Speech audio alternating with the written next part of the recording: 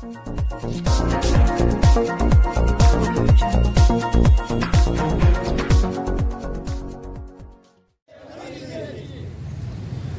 આપો, ન્યાય આપો.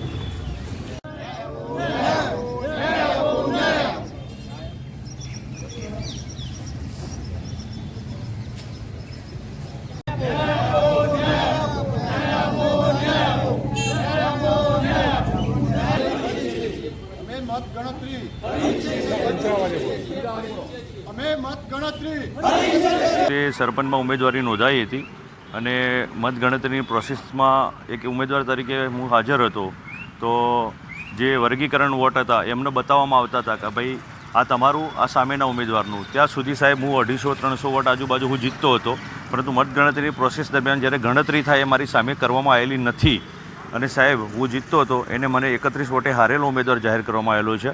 એટલે મેં પુનઃ મતગણતરીની માગણી કરી, તો પુનઃ મતગણતરીની અંદર એમને મારી અરજી ગ્રાહ્ય રાખેલી નથી. એટલે આજે અમે કલેક્ટર સાહેબને રજૂઆત કરવા આવ્યા હતા અને એટલી નારાજગી છે ગામમાં કે અમને ખુલ્લામાં વોટિંગ આપવા પણ મળે તો પણ અમે પુનઃ મતદાન ઈચ્છીએ છીએ, અથવા તો અમને પુનઃ મતગણતરી થાય જેથી કરીને દૂધનું દૂધ અને પાણીનું પાણી થઈ જાય. એટલે અમે જે પણ તંત્ર જે પણ ઈચ્છે ચૂંટણી કમિશન કે ભાઈ ખાસ તો અમારી પુનઃ મતગણતરી થાય, નિષ્પક્ષ થાય.